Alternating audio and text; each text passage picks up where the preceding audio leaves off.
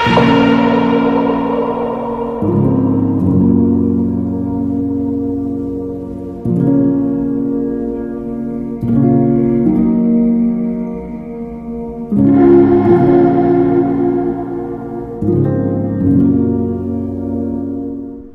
guys, True Loving Fishing. I got a call, contacted by a guy who said, you know what, not all of us are experienced at fishing, and can you get back to the basics? And I love that. I've been doing a lot of videos just kind of documenting what I've been doing, and not as many how-tos as I intended when I started this channel, and he's absolutely right. So I'm no expert by any means, but I am going to share with you today what I'm using that helps me with the reds, the snook, the flounder, the trout. And I don't want to get into brands as much as I just want to get into the types of lures and what they're intended to catch. So like I said, I won't get into I'm using this rod. I might get into lengths, but not brands, so to speak. So let's start it out. And believe it or not, these 6 rods that you're going to see, I use every single one of them on a kayak fishing trip. Seems like a lot, but you, like I said many times, you don't want to be out there tying rigs and changing all the time when you want to be fishing. So here we go. So the first one I want to start with is this lure right here. So that lure is a 17 MR made by Lure. Once again, that's on a 20-pound fluorocarbon leader to my braid on a 2500 series rod, or reel, hooked to a 7-foot rod. Now what am I using that for? That is an excellent lure for trout, redfish, snook, basically everything. You can use that lure trolling. You can obviously use it when you're casting, and that thing is dynamite. The trout especially love it. Very successful. Now, with that being said, I have another one tied on that's exactly the same, just a little bit heavier, and that one's called, instead of a 17 MR, it's a 27 MR. And that one is right there. Once again, hooked to a fluorocarbon leader with a loop knot. Why the same one? Just bigger. Wind. Sometimes that wind gets to kicking and that lure casts a lot farther when it's heavier, and another reason, it sinks down a little bit faster. And that's what I like. All right, let's talk about what has brought me a lot of success with live bait. And you've seen many videos with this. The pop and cork. Love the pop and cork.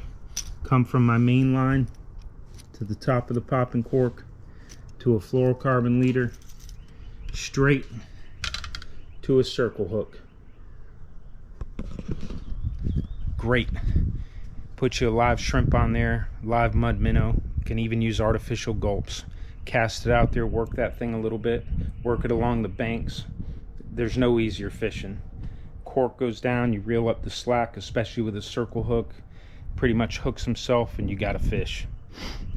One tip that I learned recently that I'm going to incorporate, absolutely think you should, is instead of just casting that popping cork out there and then immediately closing that bail and taking up the slack, let that bail stay open and kind of coast on its own towards that shoreline, and let that live bait especially do whatever he wants to do.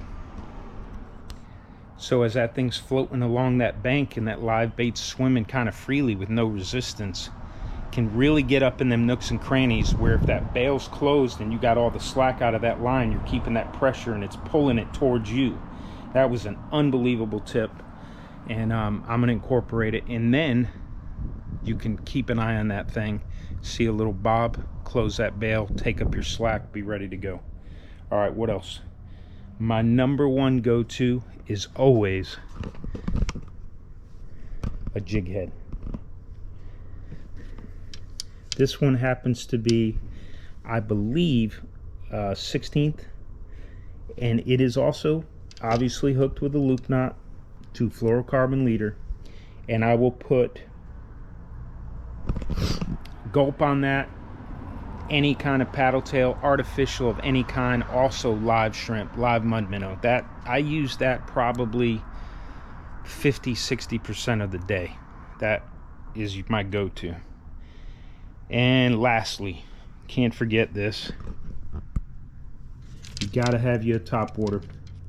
Have you some sort of top water floating lure. Once again, loop knot, fluorocarbon leader. Have that tied on. Walk the dog action.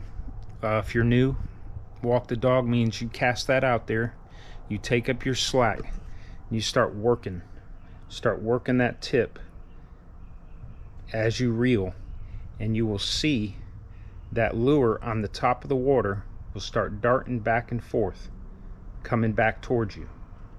Now, every so often I suggest you stop, let it kind of sit there for a second, give it a couple quick jerks, and then start walking the dog again. If it gets hit and you don't get immediately a hook set, let it sit there for a second, give it a couple more, stop, see if it gets hit again. Another tip I learned from a buddy. I did it one time, I got 5 strikes on the surface before I finally landed one. So that is what I'm using. I can get into more detail in the future about that, but if you stick to that, guys, and stick to those options, and really you're throwing the kitchen sink at them, you should have a successful day. I hope you should. Thank you, guys. See you soon. Bye. Good morning, guys. True Loving Fishing. We are at the ramp. It's about 7 a.m. It's a Friday morning. Nice light breeze, a little overcast. Very excited for some top water first thing this morning. Just wanted to say hello. We are loaded down, and when I say loaded down, look at this.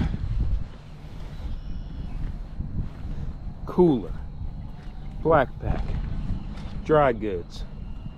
Look at that bad boy right there. The new Yak Hacker, filled with ice and drinks. We're gonna see how it does. And look at the newest accessory. It's sold as a paddle holder, but me personally, since I use a trolling motor, I don't use a paddle that often. So I want my paddle out of the way and not easily accessible. However, look what I used their paddle holder for.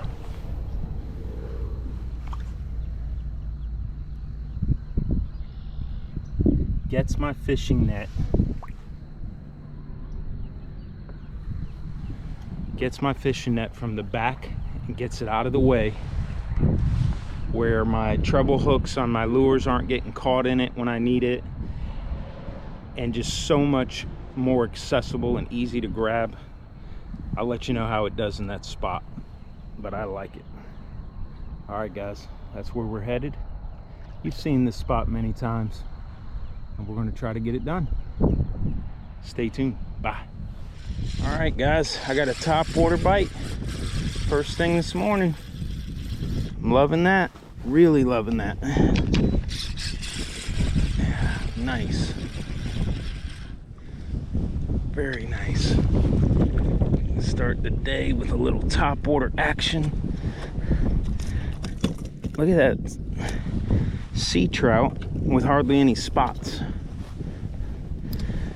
But I don't care, he's a trout. Oh, that's awesome. First thing this morning. I'm gonna get some gloves on because these treble hooks, they can be brutal.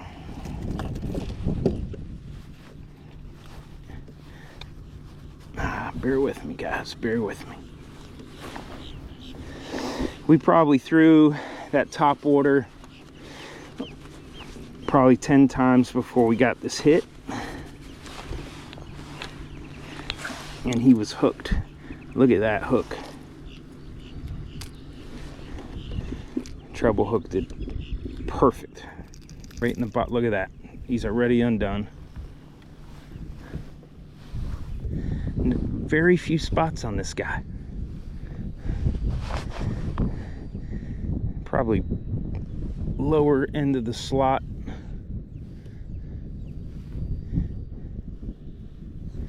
Great way to start the morning right there. All right, let's get him back and keep going. And here he goes. I got another blow up on the next cast, but he didn't hit it like the first one.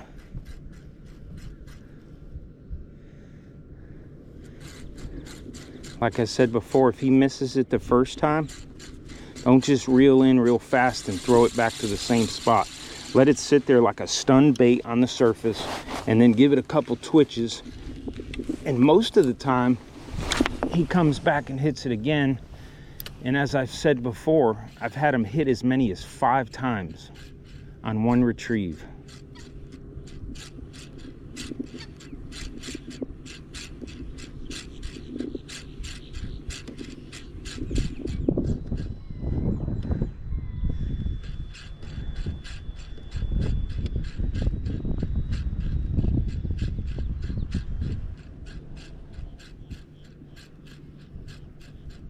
If you can see that action with my hands and with the rod tip, that's what I mean by walk the dog. Side to side with that lure, not too fast. Just hooked another one, guys, on top water. Not very large. Wow, look at this baby. Look at the aggressiveness on this thing. That's awesome.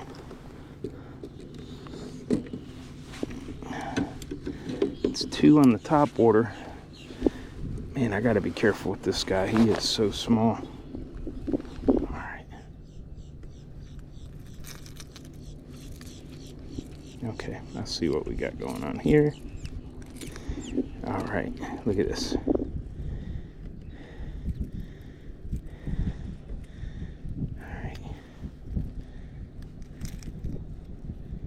He's got the line caught in his mouth more than he does the lure. There he goes, he's unhooked. Guys, look at this. Get some perspective on this. Look at that. Is that not something else? I want his mama. Goodbye, buddy.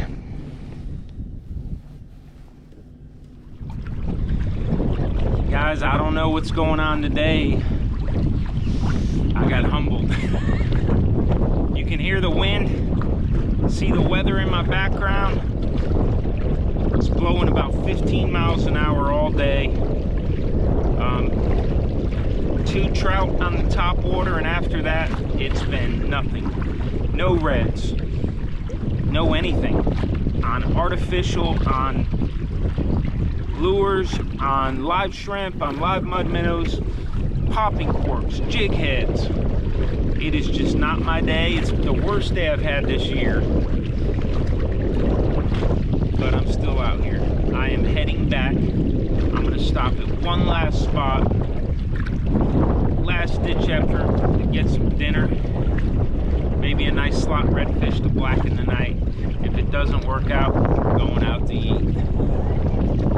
But thanks for joining as always, guys, and I'll see you at the ramp. All right, let's see how the cooler did. Guys, we were on the water from 6:30 in the morning until 3 o'clock in the afternoon. I put about 5 pounds of ice maybe in the cooler.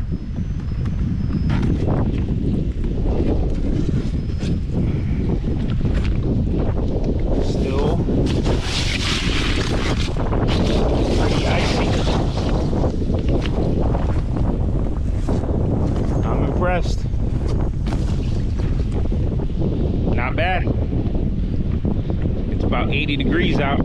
Did pretty good.